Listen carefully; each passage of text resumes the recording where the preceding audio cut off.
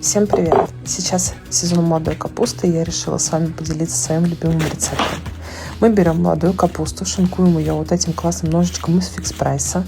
После на крупной терке мы трем огурец, а на мелкой терке трем обычную морковь. Сок мы от них никуда не сливаем, добавляем все в нашу мисочку. После чего мы обязательно режем петрушку, потому что петрушка придает вкус. Добавляем курочку вареную и морковку по-корейски. Заправляем это все майонезом и вуаля! Этот салат настолько вкусный, что за уши не оттащишь.